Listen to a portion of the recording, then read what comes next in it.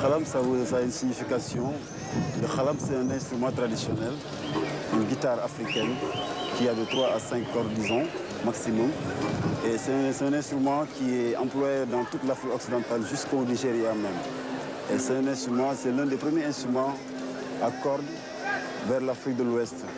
Et dans chaque ethnie, ils ont le système de khalam, leur façon de l'accorder. Ça s'accorde avec la langue, avec le musicien qui l'emploie en fait. Et c'est pour cela que khalam, c'est un instrument aussi qui servait à l'époque dans la cour des rois de raconter des histoires à travers les notes des cordes. Il y avait des griots qui sont spécialisés pour jouer cet instrument, qui faisaient passer le message. Et c'est pour ça que bon, nous, le message qu'on envoie aussi, c'est les messages qui sont joués par cet instrument aussi. C'est pour ça que le groupe s'appelle Khalam. Vous êtes un khalam des temps modernes alors? Exactement, le khalam des temps modernes.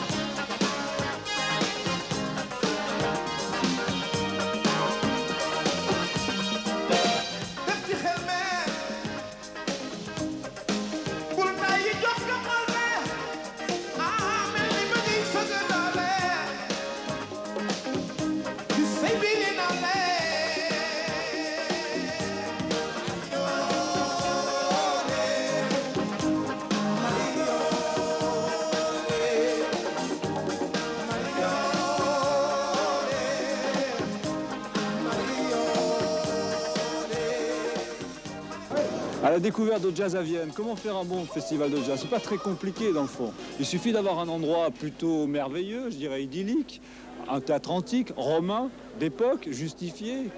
Et puis quoi d'autre encore? Tiens, le public nombreux, il est plutôt sympa ici et détendu. Et puis dernière chose, une scène.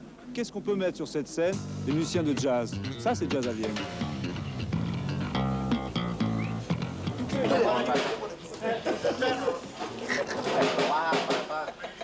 Y en vez de subirlo con yo allá, pues lo sube por delante.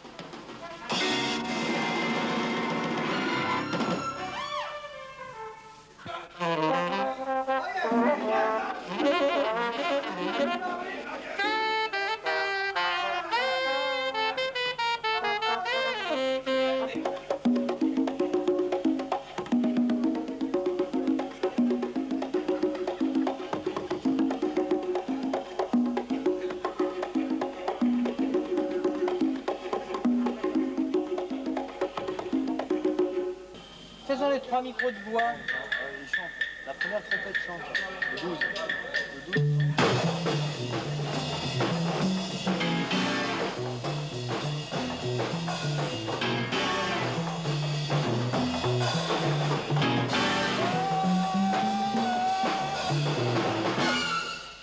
¡El golpe! ¡Yeah, yeah!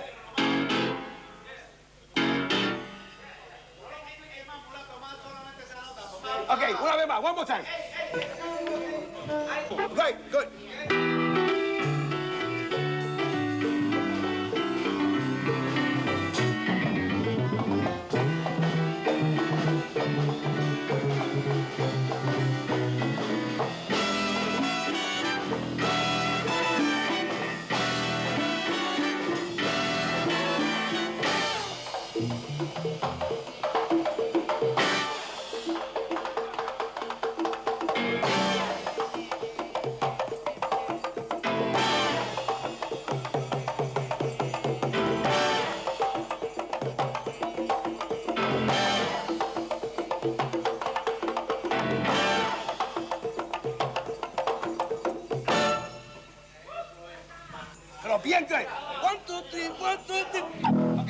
Ce théâtre dans lequel vous vous trouvez est le témoin de la grandeur prestigieuse de Vienne, justement à l'époque romaine. Les Viennois avaient la chance d'avoir non seulement un grand théâtre populaire pour assister aux représentations dramatiques, mais également avaient un odéon qui se trouve sur la colline derrière nous.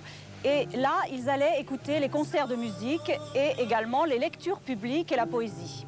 Alors qu'ici, c'était la fête, la vraie fête populaire, puisqu'on venait écouter les comédies, les farces, les pantomimes. On y faisait des rencontres agréables. Il rentrait dans ce théâtre environ 14 000 personnes, donc c'était monumental, bien sûr. Ce théâtre a été démoli, hélas, au moment des invasions barbares, probablement à la fin du IIIe siècle, après Jésus-Christ, alors qu'il était d'ailleurs fermé déjà à ce moment-là. Et il n'a été restauré qu'au début du XXe siècle, entre 1922 et 1938. Inauguration en 1938 avec le président Albert Lebrun pour la damnation de Faust de Berlioz. Et depuis, il est utilisé chaque été, en particulier pour le Festival du Jazz, prestigieux maintenant à Vienne. Y donde estamos tocando hoy es completamente único. Esto me dicen que tiene 20 siglos de tiempo y la acústica es tremenda. Y esta noche va a ser una noche, bueno, una noche otra vez, una noche única.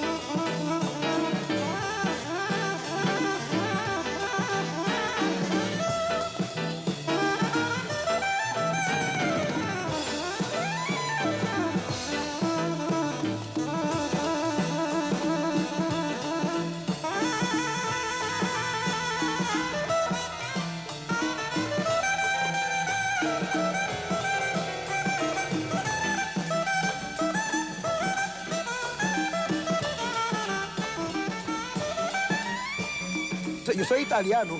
Italiano, bueno. El problema con el mundial, ¿no? Ser italiano. La ¿no? familia mía viene de Florencia. Ah, bueno. En 1300. Tengo los documentos Bueno. y tengo título de conde. Bueno, mañana tenemos McCoy. ¿Tiene usted un mensaje a dar a McCoy Tyner ahora mismo?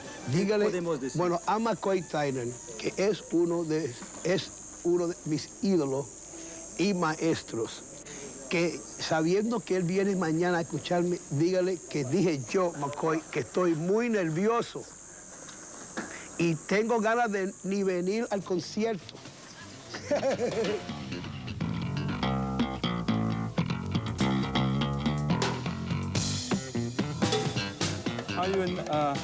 Do you think that the people speak about you too much about John Coltrane? A lot of people say, oh, you, Michael Tyner, you play with John Coltrane. Are you enough of that or not? Oh, I'm not bad because, I mean, it's a part of my history. But some people think, I mean, they think so much about it that I almost think like I must be John Coltrane, but I'm not. You know, I'm a different person. You see, and I'm very proud of my association with John. But I think I'm nobody's piano player. I'm my own piano player, and I was my own piano player when I was with John. It's just that I worked with him. You know, he picked people who had a sound, who had a direction. You know, so that's the most important thing. But I'm nobody's piano player now, today. I mean, you know, I left John's group 20 years ago.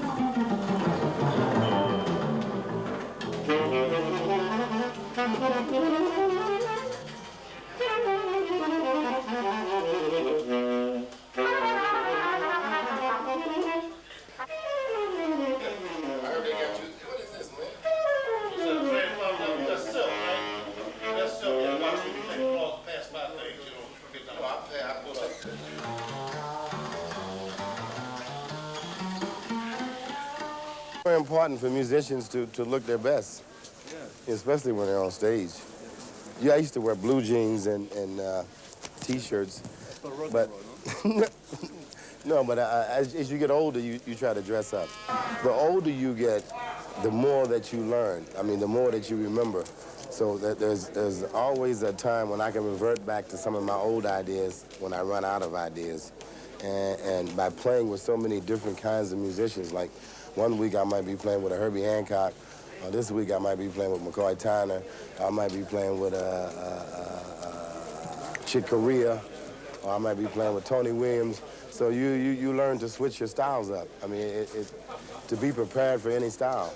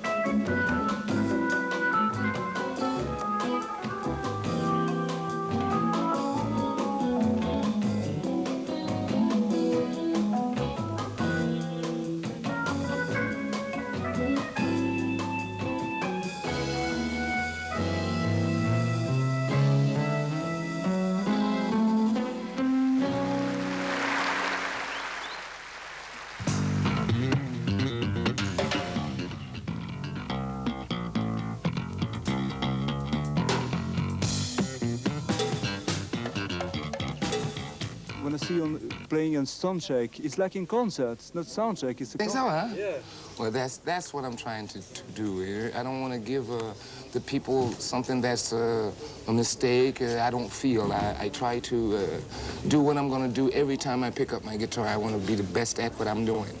And by the time tonight, I'm ready and warm and even be better. I saw you, I think it's 4 years before, and say, I'm trying to change my sound. Absolute. I'm sure it's okay now. You change the sound. What's it's okay, okay? We are satisfied for the stamp, okay? But I would like to say to a lot of people who know Luther Allison before, and basically the people have not known Luther Allison at all, I must do my music the same way Robert Johnson, Gatemouth Brown, B.B. King, Eric Clapton, or whatever. I want people to know I am now, I'm not yesterday.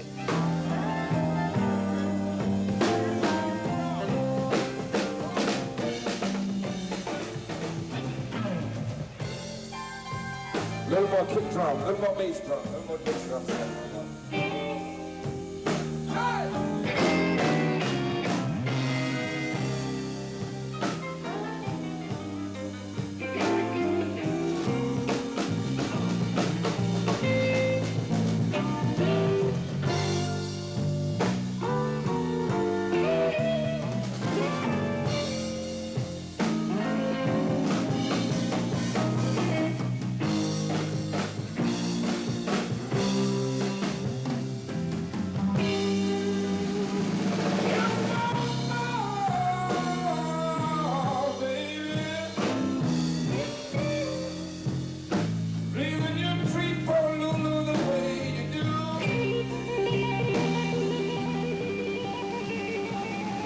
Le Festival de Vienne est né par une nuit du blues en 1980. Quelque chose de très difficile à réaliser puisque nous avions un énorme plateau et qu'il a fallu transférer sous un chapiteau. Comme ça s'était finalement pas mal passé, on a décidé que rien de pire pouvait nous arriver. Et c'est vrai d'ailleurs, tout a beaucoup mieux marché par la suite.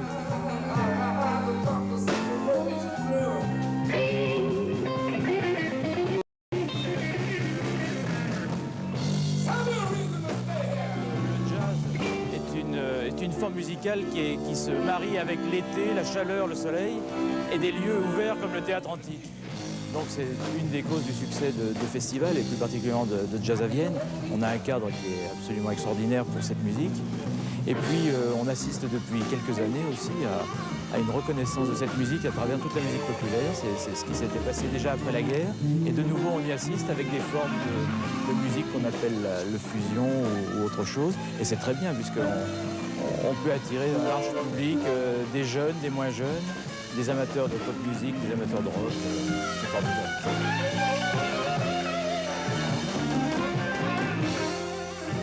Bien à cette image du jazz aujourd'hui, l'impression que c'est quand même un véhicule publicitaire, le pas l'impression de ça que... Non, c'est pas parce que nous avons quelques partenaires et sponsors qui d'ailleurs sont assez discrets et justement jouent la discrétion que le festival est un support publicitaire, c'est uniquement le fait d'attirer un certain nombre de personnes comme le sport ou toute autre chose. Comment est-ce qu'on passe d'une entreprise de travail temporaire au sponsoring, au mécénat? Le sport d'abord, beaucoup pour vous. C'est la première activité. Oui, je crois que c'est d'abord une activité de base. Et à partir du moment où j'ai monté une société et que j'étais un sportif de bon niveau, j'ai décidé de m'en servir au niveau de l'entreprise. Alors je crois que c'est d'abord la première culture que j'ai amenée dans l'entreprise, même pour faire du travail temporaire. Et après, une suite logique, c'est... on ne doit pas simplement rester dans le sport et apporter, peut-être plus en mécénat qu'en sponsoring, apporter à la culture en général, à la musique en particulier, peut-être quelque chose.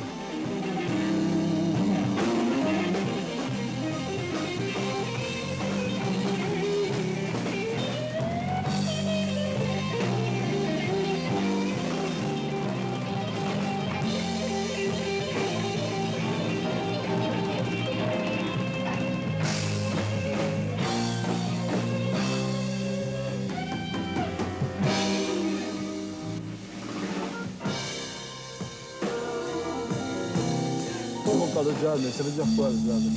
Ouais, je crois que la meilleure définition, c'est Fitzgerald qui l'a donnée, parce qu'on lui posait la question, c'est pas répondre, et puis elle a fait... bah c'est ça.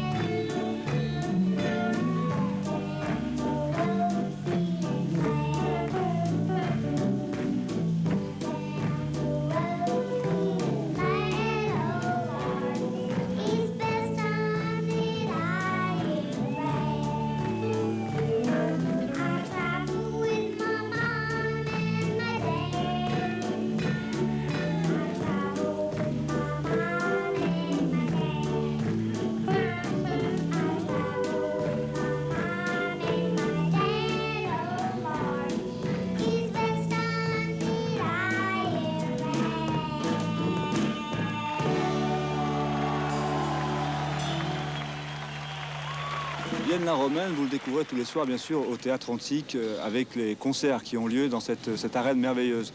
Mais il y a aussi d'autres monuments dans Vienne. Exemple, le temple d'Auguste et de Livy, environ 2000 ans, un peu moins. On n'est pas là pour faire l'histoire, ni l'histoire du jazz, mais simplement pour se demander si le jazz n'a pas évolué, si c'est pas un vieux monument comme ceux de temps des Romains. Pas du tout.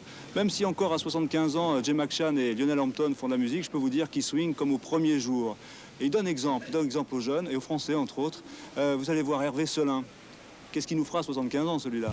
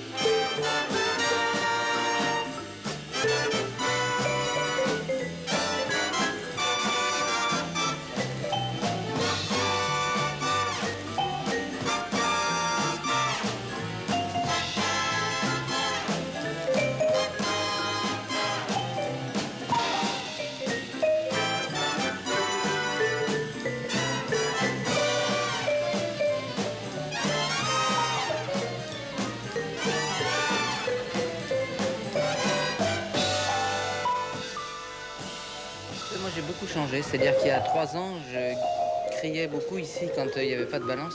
Et je trouve que plus je vieillis et plus je trouve que c'est vraiment bien qu'il n'y ait pas de balance, dans la mesure où on admet cette espèce de jeu, à savoir c'est un concert de jazz où les musiciens arrivent par l'avion de 19h et vont jouer là à 20h30 sans qu'aucune note ne soit sortie de la... C'est un jeu. Ce jeu-là m'amuse, me plaît. Ça se passe souvent comme ça. Quelquefois, bon, ben, c'est vrai qu'il y a une balance, c'est agréable aussi parce qu'on fait le concert. C'est exactement... Enfin, moi, j'avais comparé une fois, en discutant avec Jean-Paul, les Larsen à des risques qu'on prenait exactement comme quand on fait du ski. On frôle les poteaux, mais c'est pour mieux passer ou passer plus vite. Ben là, c'est un peu la même chose, quoi. Well, the first question is, every summer you're in France. What's happened with France? Do you enjoy staying in France? I do, yeah. Yeah, sorry. You know, I go from the hot club, the days of the hot club, you know, the late Hugh Pugnassi, you know. I first came to Europe under their auspice. And, you know, I always loved France because France did so much for jazz music. Yeah. You know, France was bringing the black musicians over here, you know, when other countries wouldn't have them, you know. And we are really grateful for that. You know, we always feel at home and feel indebted to France. You are one of the... Yes, you are one of the first playing black and white band with Benny Goodman. You say this message is the same today, to say to people we are the same in the music and in the world? Yeah, well, we was the first integrated group when we played the Benny Goodman Quartet. That was Benny and the late Gene Krupa and Teddy Wilson was a black piano player, myself. And the world really took notice of that, and they started integrating in other sports, in other things, like in sports. Jackie Robinson got into Major League Baseball, a black ball player, and they've been getting into football and basketball and so many other things. So, but it all came from music, you understand? Music was the first inventor of it, and France has always sponsored the black musicians. The black musicians, we all feel indebted to France, you know. Long live France. Thank you first.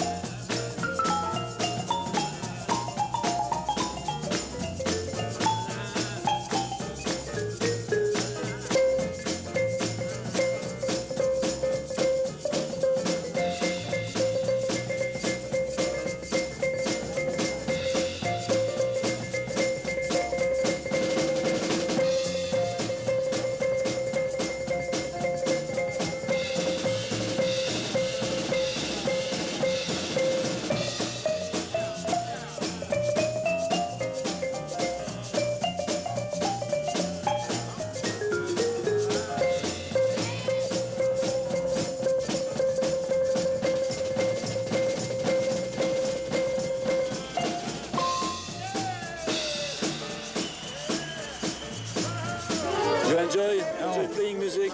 It's not a problem playing music every day and every night? Well, yeah. There's no question about it. Yeah. All right. Yeah. Please, can you speak to us about Kansas City? It's your town. Yeah. Well, Kansas City, you know, was really going strong, you know, back in the Pendergast days, you know. Yeah. Bass and all the cats was around there. They had a whole lot of bands in town, you know, a whole bunch of big bands, you know. Of course, you know, as the wall come along, that broke all of that up, you know. Yeah. And but the town used to be wide open, and you know, the town was wide open. All the chicks was there, the cats, you know, the gamblers, you know, and the gamblers and the babes, you know, the hustlers and the pimps, you know. Yeah. And it had action 24 hours a day, you know.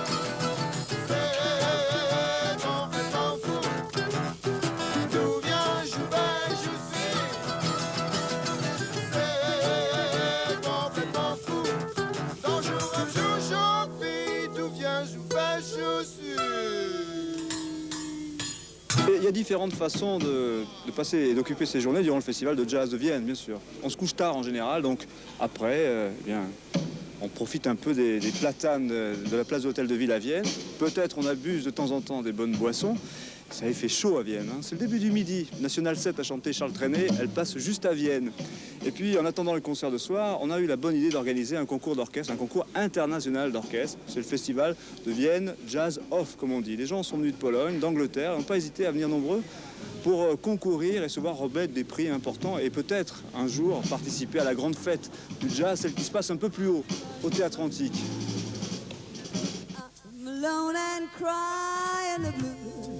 I'm so tired of paying the dues. Everybody knows the moaning. Every morning finds me moaning because of all the troubles I see. Life's a losing gamble to me. Everybody knows the moaning. Yeah. Lord, I spend plenty days and nights alone with my grief. And I pray, really truly pray, somebody will come and bring me relief. Every morning finds me moaning. I'm alone and crying the blues. I'm so tired of paying the dues. Everybody knows the moaning. Yes, they do. Un festival de jazz, en général, ça dure longtemps. Ici, Jazz à Vienne, c'est 2 semaines. Et c'est plutôt dur. Alors, on n'a pas vraiment le temps de se raser. Mais il y a quelques éléments importants pour être un bon festivalier. Il faut être équipé. D'abord, il faut arborer le t-shirt de la veille, Koinonia. Il faut aussi savoir dormir au bon moment.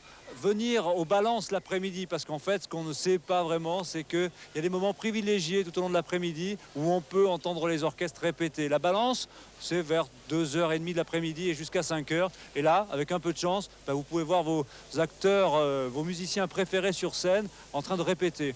En fait, pour être un bon festivalier, il faut être équipé. Alors, en quoi consiste l'équipement? Le t-shirt, sûrement, celui de la veille, par exemple, celui de Koinonia, c'était le concert que nous avons pu voir et que vous verrez, bien sûr, dans votre émission préférée.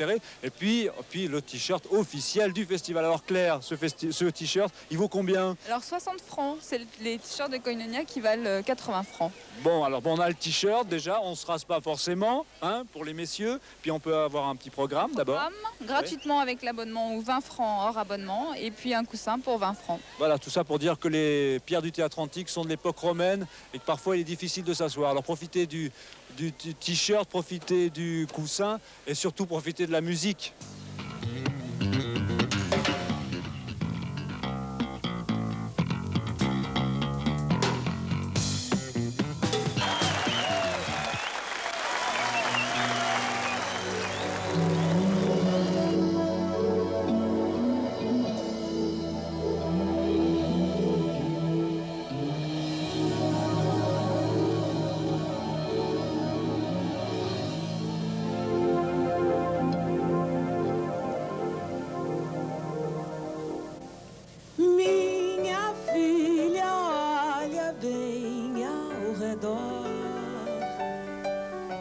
Secam águas ao mais arde a natureza. Minha mãe do céu, acorde todos nós. Queimam filhos vivos, arde uma tristeza. Distorceram a imagem e som, sintonizam a nossa voz. Fala brasileiro, fala analfabeto, fala meu amor, tupina, gota, na doce mantiqueira, tupã, ribanceira, retirante, interior. Mandioca, bota lua no céu, povoado, atabaque, cantador. Distorceram a imagem e som, sintonizam a nossa voz, que cresce em toda parte, arte independente, a que a gente inspira muito melhor.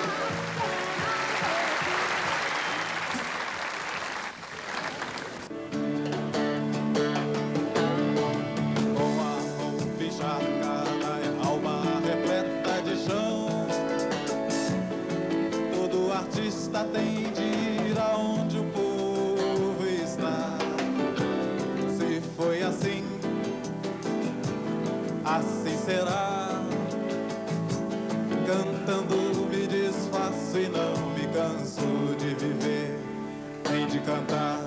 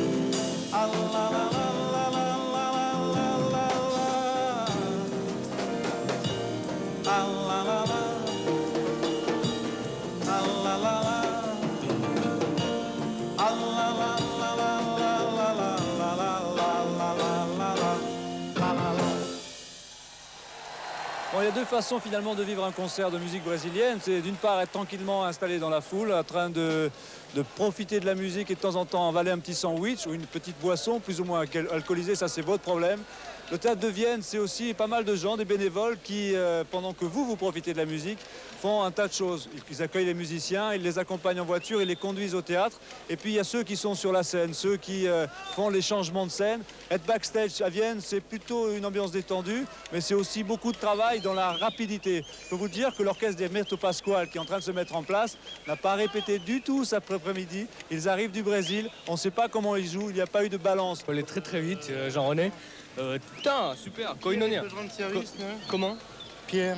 Voilà, vous voyez que les gens sont plutôt écoutés. Alors qu'est-ce que vous êtes en train de faire là? Là, on est en train de brancher le circuit pour les claviers, parce qu'il y a pas mal de claviers en changement de plateau. Comme tu as remarqué, bon, on change complètement la figuration de l'ensemble de la scène. Donc ça demande beaucoup d'énergie, beaucoup de temps pour les câblages de micro, pour l'installation, etc. Tu as le temps d'écouter la musique? Un petit peu, oui, quand même, on essaye. Bon, ben nous, on retourne dans la salle. Finalement, j'ai l'impression que c'est quand même plus agréable dans la salle que sur la scène avec Michel.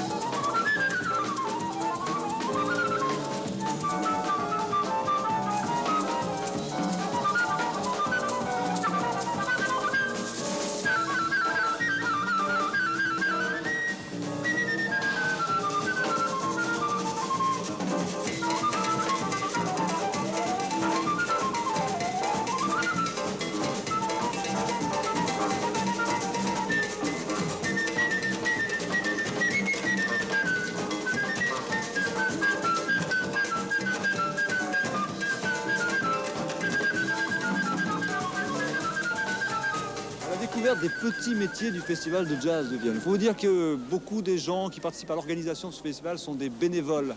En voilà un exemplaire, Guy, en pleine forme? De moins en moins, non, vivement que ça se termine ou presque, parce qu'on commence vraiment à être fatigué là. Un rythme de 2 heures de sommeil par nuit, ça commence à être dur. Alors qu'est-ce que vous faites, vous, dans l'organisation du festival, avec vos petits camarades? Vous êtes nombreux, vous êtes une dizaine, hein? Ouais, on est environ une dizaine. En dehors du plaisir qu'on prend à participer à tout ça, on trimballe les musiciens, on les emmène à l'aéroport, on les ramène à l'hôtel, on les amène pour le soundcheck, la balance, etc., etc. Ça nous occupe à peu près 20 heures sur 24. Bon, ça c'est bien. Vous avez donc côtoyé un certain nombre de stars, des noms par exemple, depuis 2 ans déjà. L'an dernier c'était Miles Davis. Aujourd'hui, ce soir, ce sera Herbert Hancock. Hier, c'était pas des grandes vedettes, mais il y avait Corinne Ionia. J'ai le t-shirt, j'en suis très fier. Il y aura demain Keith Jarrett, puis beaucoup d'autres, je ne les ai plus en tête. Je suis vraiment fatigué ce soir. Bon alors, la série de portraits des stars dans ce spécial Jazz à Vienne. Alors là, je ne sais pas dans quel ordre, peu importe. Lionel Hampton, Keith Jarrett, Herbie Hancock, Pat Metheny, Gil Evans. Voilà, ça c'est pour un petit bouquet supplémentaire.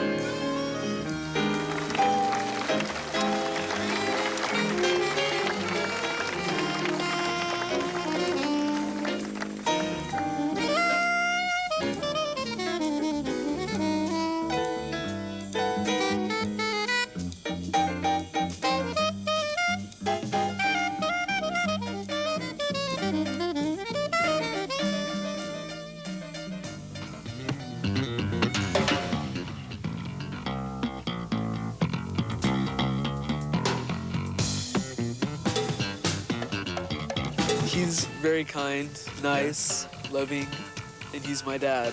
It is my dad. Yeah. Abraham, ¿quieres decirnos con quién has jugado? Porque eso es extraordinario. Has jugado con mucha gente, ¿eh? Sí,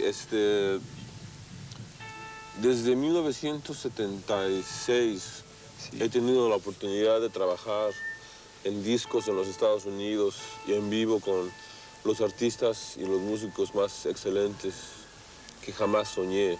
Sí. Cuando yo estaba chiquito en México, caminaba por las calles y veía los discos de de Michel Legrand, de Johnny Mathis, de Henry Mancini, de Ella Fitzgerald. Y nunca me imaginé que un día iba a llegar en que yo iba a haber trabajado y grabado discos con todos ellos. Y recientemente estoy haciendo discos con Lee Ritenour, David Grusin, Larry Carlton, Lionel Richie. ¿Por qué prefieres? ¿Trabajar en estudio es diferente el trabajo con Koinonia y tu trabajo en estudio con Johnny Mathis o I don't know? Prefiero la música, entonces en cualquier circunstancia en los que algo musical, algo bello va a suceder, es lo que me gusta. Y entonces Koinonia son músicos que aman mucho, muy profundamente la música. Y a Dios gracias tenemos la oportunidad de que cada vez que tocamos los instrumentos hay posibilidades de momentos musicales muy especiales.